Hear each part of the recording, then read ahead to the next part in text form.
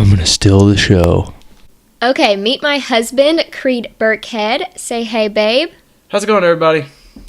He just started an online gaming community on the Twitch platform under the brand Jetter Gaming. So I'm bringing him on to talk about creating an engaged audience that follows your brand no matter what you do, where you go. They're totally engaged and they're following you. And I actually have 3 questions from listeners of the podcast, and one of them might be your questions, or maybe you were thinking it, but you didn't ask me. I went on Instagram stories last night and asked some of you guys what your questions were. So I got some pretty great questions, and I picked 3. And so I'm going to ask him before we start talking about creating an engaged audience. Before we start talking about the questions, though, I do want to mention that the day that we're recording this, it's actually our 2nd wedding anniversary. So Fun stuff. Exciting. We've been married for 2 years. Craziness. The first question is, how do we balance life? Like, I'm working a job, I have my business, he's working a job, and he's a coach. It's a crazy busy life. So, Creed, how would you answer that? How do we balance our life? Like, how do we actually find time to spend quality time together? It's not a hard question. I know it's not. We find time to spend with each other because, we communicate with each other. When we come home from work, we talk, we communicate, letting each other know, what times we have available, because that's really the time that we have to make sure that we utilize and use it for each other. So. Mm-hmm. Yeah, we actually schedule things out. Like, I know you guys know I'm a planner Nazi. Like, I'm obsessed with planning everything. My Asana is color-coded, and my Google Calendar is time-blocked, and I actually block certain specific times out. So, like, dinner is our main time. If we both are at work and we come home, we spend an hour eating supper, and if we're both just brain dead and we don't even want to talk, which is good to talk to your spouse, obviously, but sometimes you're just so brain dead you don't even want to talk, we sit on the couch, we sit on our butts, and we watch Modern Family. And then if it's a really bad day, we get monkey bread from Walmart and watch Modern Family. Yep. So that's like the level of our days. Like, if it's a bad day, it's a monkey bread day. Yep. But it's quality time. You're spending time, like, I'm blocking out just 1 hour, 2 episodes of Modern Family with my husband. And then I know I have to work on my business. But at least I get that 1 hour specifically for him. And it's like all Creed. And I would also say, I'm not sure if you'd agree. Well, I'd hope you'd agree with this. But I would say whenever you're spending time with your spouse, make sure you're spending time with only your spouse. Like, I used to struggle with this majorly, is if I was with Creed, I would be on my phone on Instagram replying to DMs, or I would, want to just be on email, answering emails for collaborations, or responding to comments on my blog or on my podcast episodes. I don't do that anymore because I have to make sure, okay, I'm spending time with my husband right now. This is husband time, not business time. And it's hard. It really is hard to balance all that, but you have to force yourself to do that. Yeah, I agree. How do you balance your stream? Tell them about your schedule. I mean, what I do is I do it usually in about month increments. So I'll plan out a month of my streams, and then I'll send it to her, in which there's actually been a time where I send it to her, and she's like, no, you said Monday, Wednesday, Friday. And I said, no, you said Tuesday, Thursday. And you said, no, that was just this week. So actually we had to, at that point we had to communicate. So that's kind of how we do things with the stream, is just I do month increments, which, my viewers understand, because coaching, it's going to take up a lot of time. So. Mm-hmm. Yeah, I feel like his life is in 3 seasons. It's football season, baseball season, and Twitch season.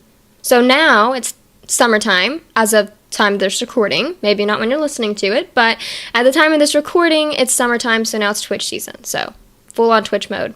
And for all of you that don't know what Twitch is, we should talk about that. What is Twitch, Creed? Tell them what Twitch is. Twitch.tv. It's an online streaming service for people to. There's many things that people stream. It was primarily used to Twitch. Actually, sorry, I keep using Twitch, but to stream video games, and you put yourself inside the video game. They can see what your reaction to the video game, and there's things you can add on to your stream that help interacting with viewers a lot easier, and which we'll probably get into a little bit more later on. But that's the basis of it. There's actually a thing called IRL, which is kind of strange to me. I don't do it, but it's called In Real Life. They actually stream their life, and you just watch. It's called IRL, In Real Life. It's really interesting, but it's a great streaming service. It's owned by Amazon. Amazon bought it for I think $900 million, which it's definitely worth it. And a lot of people criticized them for it, but they've already made over that much money with them. So. A lot of people criticize Facebook for buying Instagram, though, and now look where they're at. They've already made their ROI back within, I think, like a year or two, so it's crazy. Anyways, yeah, that's what Twitch is. Twitch is kind of like Facebook Live. Like, I know you guys get on Facebook Live. It's just like that, except people can actually watch your screen play games, and then they have like a little square or corner of your video, and you can see you in the corner while you're playing the game. So that's what Twitch is. It's like Facebook Live, it's just for gamers, basically. It's a niched down Facebook Live. So it's really cool, and there are a lot of people that are very successful. And the purpose of Twitch, and a lot of people think you have to be a really great gamer to be great on Twitch. But what Creed has found, and that's why I wanted to bring him on the podcast, is it's actually more about the community you create than anything, which applies to all of us as business owners, because as a business owner, you need to have an engaged community that you're constantly just bringing awesome content to so that they can thrive, right? Okay, I'm going to go to the second question, though, so we can knock out these questions and talk more about how to create an engaged community. So second, someone from Instagram asked when you fell in love with me. When I fell in love with you? Yeah. Not business related, but it was asked. So I'm asking. Okay, so let's move on to the second question so we can knock out these 3 questions that you guys want me to ask him. Second question is, when did you first fall in love with me? Okay, well, when I first fall in love with her is, after we started dating, we'd been on a couple dates, and then we went on a date to Little Rock, and probably not the smartest time of year. It was during winter. Yeah, we had a single cab Chevy 2006, no 4-wheel drive, and we took it all the way about 45 minutes, close to an hour away, and knew it was going to snow that night. And we went, and it started snowing, and we'd eaten it. I think it was at Olive Garden, and we got back from Olive Garden going home, or we were actually headed to the movies. And when we went to the movies, it started pouring down snow. And we were like, maybe we should go back to school. Okay, so we did. And then we got on this hill where everyone was going up and then sliding back down. Up, sliding back down. All this traffic was going. And I was kind of getting frustrated because I was like, I don't know what I'm going to do. I'm driving. This is frustrating. But we thought we were going to have to spend the night in the truck. But I think the moment I knew I loved her is because it's not always like this, but she didn't get mad. She found the joy in the situation. And I think that's new when I knew that I loved her. Because if I'm thinking about one specific time that always pops in my head about Haley, it's that moment. It's that specific story. Because, I was flooring it going 60 and moving only about a mile an hour up the hill. And I made it in that single cab Chevy. And I'm pretty sure everyone was staring at me going, oh, wow, props to that guy. They're probably clapping for us. We got home safe. We're here. Yeah. So, but that's when I think I fell in love with her, because I remember thinking she is actually, you look for moments that they keep their cool through situations. And of course I was dead terrified, but I remember us just laughing at the situation. So, yeah, that was a good night. Okay, so question 3 is actually from someone whose husband doesn't support their business. And I know some of you may be in this boat as well. I know in my Facebook group, there's a few ladies who's trying to get their husband on board, but he just won't go on board. He does not believe in this online business. He doesn't believe that they can be successful, and he wants them at their full-time job. So, this is the question. If my husband doesn't support my business, how do I get him on board? So what would you say to that, Creed? For the guys that are, saying that you can't do this, like, hey, you can't run your business. Like, right. No. But for the guys out there that are saying that, girls, not we, I'm not a girl, but, yeah. But he's part of the sisterhood now. Me and my wife follow a guy, which she's more involved with his stuff, but I got a shirt on because he likes the same team as me. But Gary V, I was watching a video with it, and he said, sometimes you have to have a harsh reality and talk with the people that don't want you to do something. You have to talk with them and say, either you're on or you're not. And I'm not telling, sometimes you just have to go in and say, look at the people that are holding you back. Yeah. And say, either you're on board or you're not. Okay, because this is something I want to do. I mean, an online business isn't going to kill your husband. It's not going to kill your relationship. I mean, now coaching and teaching, when I'm coaching and teaching, I'm gone like from the house where she doesn't see me. On online business, I can always open the door and see my wife if I want to. Right. Now, sometimes she's doing something and she's not very happy when I open the door. But, no, I'm not. just, you guys sit down, and I'm probably sure right now you've explained it 100 times to him, but at some point not to give an ultimatum, but I'm saying you're either on or you're not, because I'm doing this. Because why do they get to do what they want to do, but you don't? That doesn't make sense to me. So that's what I would say, is tell them, I'm doing it. You're either on or you're not. Sorry. So have a really honest conversation with them. Tell them how you feel. Say, look, this is how I feel, and let them know you have a strategy. Now, first of all, if you don't have a strategy when you're starting a business, then maybe you may want to take a job while you create your strategy and get your presence online, because just because you start a business does not mean you're going to be successful.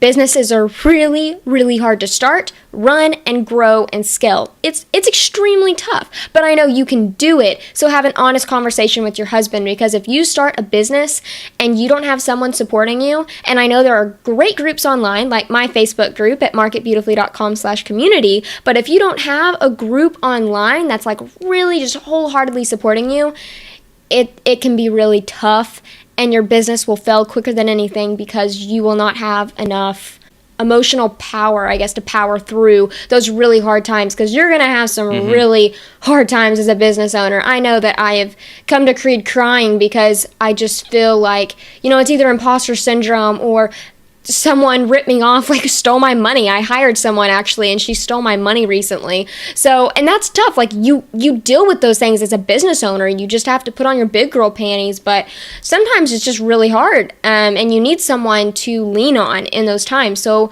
you definitely want to get your husband on board if that's possible. But like he said, just have an honest conversation with them and say, look, I'm serious about this. You need to buck up and get serious too. Actually, what I would call is a come to Jesus meeting. Or that. Okay, we've answered the 3 questions. Now let's dive in to the factors that you need to be aware of to create an engaged community online. So first of all, we're going to talk about putting out content, because that's number 1. Like, to create an engaged community, you have to have original content that you create. So Creed, what he does is he does live streaming. That is his original content. For us, it could be podcast, YouTube videos, blogs, any type of content, really. You can do audio files, blog posts, articles, collaborations, just as long as you're doing original content. So what would you say, Creed, to that on making sure that your content is quality? Like, how do you make sure that your content is like the utmost quality as possible? Because you want to obviously put quality content out online that represents your brand well. Well, you got to take time to do it. You've got to, in a sense, nurture your content. I know it sounds weird, but you've got to. Sometimes content isn't going to come out in a day. You're not going to do something and it come out this day. It takes time. If I'm having a stream that may be an event coming up, it's going to take me time to build that overlay of what is going to be around me and stuff for that specific day that I'm streaming. But the type of content you put out needs to be quality, like she said. It's got to be definitely planned out, step by step, and you've got to nurture it, build it up, and then release it. There's no, you don't write a movie script in a day and then film it and then get millions of dollars. It doesn't work that way. So you're saying every type of content that you create, just take time, just really sit down and make sure that it's of the utmost quality as possible. I would say for sure, especially when you're starting, because if people are coming in when you're starting, like I see a bunch of streamers, and this isn't a bad thing, but in my opinion, I see a bunch of streamers that start with just a webcam. I understand that that's all you've got. Right. Okay, but if that's all you've got to make it the best that you can. I see a lot of streamers start with horrible internet and it's not enjoyable to watch. You're not going to get followers that way. It's just not going to happen. You've got to, over time, I would get everything you need over time, okay, which means you're not going to stream for a month, but you know you want to stream, so get maybe that PC, that webcam, and that mic. Then start. That way, what you are putting out is quality, and that from your starting, that's your starting point. Yeah, exactly. I like that. Just start where you're at, but wherever you're at, do it the best that you possibly can. Like when I first started doing videos, I did not have the Logitech webcam that I have now that makes me look a lot better, because the other webcam, man, I look terrible in it. But I made it the best that I possibly could, and I edited the lighting in the video because I was able to get free editing software. So just like he said, just make sure that whatever you're putting out is the best as possible of what it can be, despite the tools that you have now. Let's talk about scheduling out the content. So you're creating awesome, freaking fantastic content that people are going to want to flock to, right? So now we're going to schedule it out. And what's the importance of a schedule? For scheduling on Livestream, like I said earlier in this podcast, I said I do it by month. So my viewers know when to show up. I start my podcast 10 minutes early. Say I start at 7:30, I'm starting at 7:20 with my stream will begin shortly page. I have at least 5 to 6 viewers right before I even start my podcast. Then it builds up from there. You mean your live stream? Yeah. Sorry. Yeah, he doesn't have a podcast yet. He might. Live stream. And I usually, that's how I schedule it out. That way they know when to show up. It's always on my Twitch page and my Twitter page. And I even show it during my stream. I have it as a page that I can pull up and they can see my schedule. So they know that, he starts at 12:20. So we can be there. Yeah. Right. So they know, okay, he's associated with Jetter Gaming. I know that every Monday, Wednesday, Friday, I can expect him to show up at 7 o'clock at night. And they know that. Yep. And then they can show up at that time. Now, he streams more than that. But let's say that was his schedule. They know it's on his profile. And because he has such an engaged audience, they know his schedule. And your audience may not know your schedule yet. Like, my podcast releases every single Monday. Not everyone that listens to this podcast knows that my podcast releases every single Monday. Now, my avid listeners do know that it releases every Monday, but not everyone, and that's fine. Once you start really creating that engaged community, they will know your schedule. So it's really important to have one, for sure, so they know when to expect your content. Okay, let's talk about how you build relationships with other people in your industry, because this is really important that I think a lot of people don't utilize in their business. So how have you built relationships with other streamers to help you build your stream and gain followers from that? Well, you've got to spend time in other people's streams for them to want to spend time in yours. That's just basics. I'm not, and it sounds harsh, but if somebody's not spending time in my stream, why would I want to help them out in their, why would, if they're not coming to my stream, why would I want to go to theirs? For instance, right. There's a guy named Adamisk. He's great. He comes to my stream, I come to his. He'll raid my stream, I'll raid his. It's just a good relationship. Of course, he's a lot bigger than I am, but the fact that he sees me out of all of the people in his chat and decides to raid my channel, which means send all his viewers when he gets offline to me, just that's neat. That's how you build relationships over Twitch. So, and the Happy Hour Arcade, they do the same thing.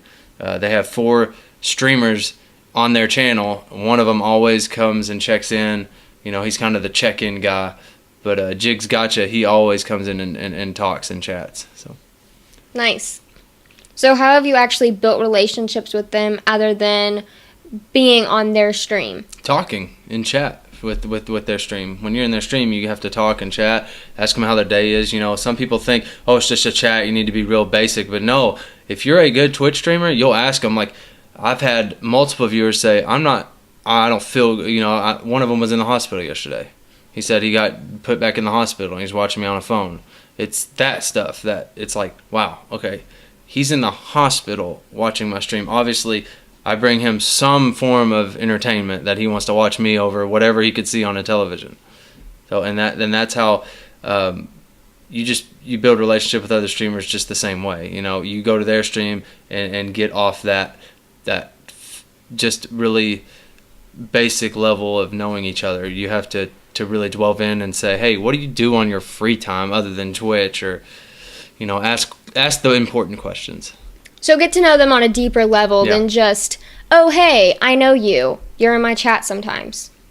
Yep, that's exactly it. I like that. And, you know, as business owners, I know that and, you know, I used to be like this last year. I didn't collaborate with hardly any other business owners because I thought I'm just going to keep my head down. I'm going to work. I'm going to create content.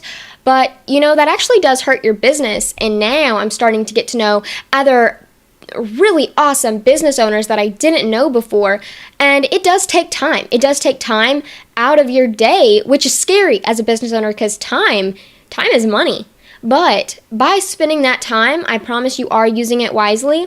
If you spend time to invest in other people, give back, even if giving back is just listening to them and caring about the fact that they might be in the hospital right now. Say, hey, what can I do for you? You know, ask them what they can do, and then be willing to actually do something. If they do say, hey, well, you could do this, like, be willing to actually help them. And like we talked about how we both follow Gary Vee. He's so inspiring. We both love to watch his videos. And he talks about giving, just being a good person and giving. I think that's a pretty basic strategy, but he says use kindness as a weapon. I think that's really wise. And I think you build relationships through kindness and use that as a weapon in your business to be on the offense on your business. I agree. Talk to us about your moderators in your business. And whenever I say moderators, if you are in Facebook groups, you know what I mean by community managers. So my community manager on staff is Brittany from Brittany and Stock, and she does a lot of the community management for Market Beautifully.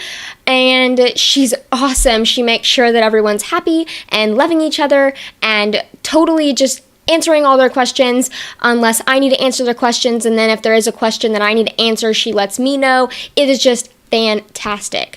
So a comparison to a community manager is you call it a mod or a moderator? Moderator. Okay. Yeah, a moderator on Twitch. So tell us about how you use moderators to enhance your community online.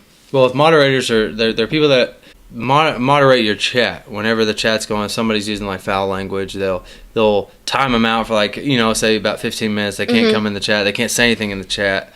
That way they're not blowing up your chat with a bunch of just, you know, foul language. Now, moderators, you want to make sure that you don't have too many moderators, because they call it a mod wall, meaning when you first start, if you make every person that comes in your stream a moderator, then everyone in there's talking, they're going to have the little mod symbol, and everyone's going to go, oh my gosh, everybody's watching. Everybody that comes in is going to say, all these people are moderators. I feel like I'm being watched. It just makes newer viewers coming in a little insecure. So you want to have only about one when you first start out, and then build it up. I only have 2 moderators. One for the weekends, because he only really watches during the weekend. Then I have one during the weekdays. He's actually a person that watches pretty much just all 7 days a week that watches around. But I have, so I have two essentially for the weekend, and then one for the weekday. So you're using moderators to make sure that the type of content is, I guess, Jetter Gaming approved? Yes, you can. Moderators can actually, like I said, they'll moderate your chat for foul language, time people out. They can even ban people from your stream. And also, you can set it up to where before someone actually comes in to your, someone hasn't actually even been to my stream. When they first enter the chat, they can even accept my terms of, I guess, your terms and conditions. You're actually saying, yes, I agree to these chat rules. If I break them, I will be banned. So that's very similar to Facebook groups where the community manager can delete posts. I know in Facebook groups there's a lot of trouble with spammy posts, all those links, and people trying to get traffic through other people's Facebook groups, and that's not good. No one likes a spammer. So that's basically what the community manager does on Facebook groups, very similar to a moderator on chat. Next, spending time with your audience, which we kind of already talked about, but that was more spending time with people that are collaborating with you. How do you connect with your audience on a deeper level than just, oh, hey, you watch me? When people enter in, I like for them to understand that I do everything with my overlay, everything I put on screen is for them. It's not for me. If they follow, they'll say, thanks for shouting me out after I follow. No, it's not about you following me. It's about you being a part of the community. It's all you, you know. And then I let them know that. And I also implemented a thing called jet points, which jet, it goes together. And you have a list of commands you can actually do into chat, and they do different things. You just do exclamation point something, and or whatever that command would be, type it in and it will do something. So they can check how much jet they have, which every minute they spend, or every 2 minutes they spend in my chat, they get 1 jet point. And they can, with those points, they can do various things, and it just makes the experience in my stream more interactive for the viewers instead of just having to watch someone. It's like watching TV. You're not doing anything. Right. With watching me, you can do so much in chat while watching me and interacting with me. And I make sure, like, if I'm wanting to build a bigger viewership, for instance, if I have somebody that's been in my stream and is already a regular in my stream, not to say that I'm not going to interact with them anymore, but say somebody, well, I've been talking to them all day, right? Mm-hmm. And then someone new comes in, I got to make sure I put them a top priority. Right. You know, I can miss the person's chat that I've been talking to because they know I'm going to usually catch it. But that person, I got to make sure that that first person that comes in here and says something, I've got to acknowledge them over everybody else because they're the most important. I've got to make them feel loved while they're in my Twitch chat. So. I like the inclusive environment. I think that's something to pull out of what he said, is making sure that you have an inclusive environment surrounding your brand. So everyone's welcome if you obviously stay within the terms and guidelines, like no cursing like crazy or anything like that he doesn't allow that in his chat. So as long as you stay within those guidelines, it's such an inclusive community, and he makes you feel like everyone is welcome. No matter who you are welcome in my chat, you're welcome in the stream, and you make them feel valued, which is so important. And with the jet points, there's such a psychology behind it. Like, it goes just beyond providing entertainment. Now you're actually getting into the psychology behind of community, which means they're getting something out of it. It's almost, not that it's addictive, but it could be addictive. There's a psychology behind having an habitual brand. And I can't remember the book off the top of my head, and I wish I could. And if I remember, I will put it in the show notes at marketbeautifully.com/podcast. But there's a book that's talking about how to create a habit-forming product. I feel like Creed has created a habit-forming brand because he's giving them something to come back to besides just him. Now, they're coming back to getting jet points. They're coming back because those jet points, they can cash in for different prizes, or they can gamble the jet points. They can do all these different things, and so it becomes a habit-forming, which is what everyone wants their brand to be. They want their brand to be a habit-forming brand, not just another brand out there. So that's something to consider is, okay, what can your audience get when they come back to you? What are you giving them that makes that experience elevated and not like everyone else? That's something to consider, ponder, think about, because I know you're going to think of something really creative. And then whenever you do, go to my Facebook group and then tell me what it is, because I really want to hear what you're creating, what you're doing. And if you're not a part of the Facebook group, you need to go to marketbeautifully.com/community, and I want to see your booty on in the group and meet you and learn more about your business. Okay, let's move on to social media presence. And then we're going to get into the live video tech aspect, which is going to be super cool, and it's going to blow your mind, and that's why I saved it for the very end, because it blew my mind when I saw everything he was doing. I was like, phew, it was crazy. And so you're going to think it's crazy, but before we get to that, I want to talk about social media presence and how he uses Twitter strategically to build his brand on more than just Twitch. But Twitter, I use it as more of, I don't really use it to branch out and meet new people. That's not my thing for Twitter. I use it for my viewers. So my viewers know when I'm going to go live. So they say they don't have notifications on Twitch turned on. If I tweet, it'll pop up on their phone and they'll know, oh, he's live. Or if for instance, I got into a new game. It was a beta that released, Lawbreakers.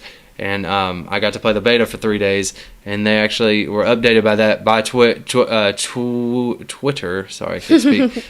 Twitter. They were updated by that because I had other things planned through the weekend, but I was like, no, this is important. I need to update them on Twitter saying I'm going to be playing Lawbreakers all weekend, which was a huge success. I loved it. So that's how I use Twitter. I use it to keep my viewers up to date on information in terms of the Twitch stream. But actually, Twitch has done a thing called Pulse. It's similar. It's called Pulse. It's an updated thing on. It's a status update you can do on your channel below and update it. And every time I end streaming, I update it and do shout outs to people and things like that. So can you connect Twitter and Pulse together? Yes, you can. Nice. Cool. Automation. I love it. So if I update Pulse, it immediately goes to my Twitter. So much less work on your end, which is awesome. Now let's move on to the tech side of live streaming, because like I said, it's going to blow your mind. And I'm really excited because he's actually going to he's going to help me set up a live stream to where I can do something similar in my Facebook group. So I'm going to have weekly live videos, which maybe be on Tuesday. Don't hold me to that, because by the time you're in my Facebook group, I may have changed the day. It depends on when my audience really wants me to get on there. But I'm thinking about Tuesdays right now. So I'm going to come up with something really cool and start using this OBS software strategically, because there are so many things you can do with it, and I had no idea. But before we get into the strategy, let's talk about what OBS is. So can you explain that? Yeah, OBS is, there's a lot of things you can use to stream on Twitch. Okay, there's a lot of things you can use, and there's OBS, which stands for Open Broadcast Software. It's the best one to me. They actually had a thing called OBS, and then OBS Studio was released, and it's just a much better. But I use that. It allows you to do overlays. You connect your Twitch stream with a code that Twitch sends you. You put it into OBS. That way, every time I press Start Stream, it goes immediately to Twitch. Nice. But it's really just an editing software to get everything set up for when you're streaming. Right. So, yeah. There's a lot more that goes in depth with OBS. Like you can change audio, you can add filters to your mic, you can add, for instance, if I press a letter 1, I can get a jump scare to pop out on screen. There's a lot you can do with OBS. It's really, really good, free, I mind you, free software. Free. Everyone likes free. There's a lot that goes into OBS software is basically just a way to allow you to go live stream, and it does connect to Twitch, but lucky for you, it also connects to Facebook Live, which is a pretty hot topic right now, obviously. And if you haven't listened to episode 23, Michelle Lewis and I talk about how to use Facebook Live as a marketing strategy. So this is about how to use live streaming to create engaged community.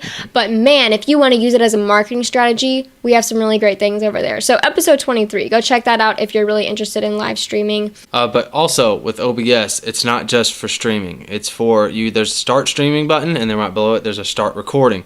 You can do recordings on it. Oh, good to know. You don't have to do just streaming. Because say if I wanted to record my gameplay and not do it live, I could do YouTube videos through OBS. Nice. Okay, that's interesting. So right now we could be doing this video through OBS, but we're not. But just saying we could be.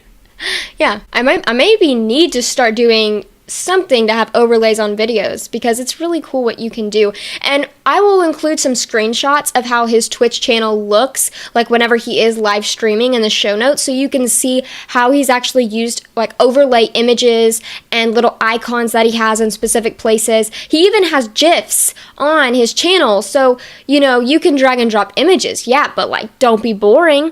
You can drag and drop GIFs too, which is even cooler. Hello, you have moving things on the screen and a video.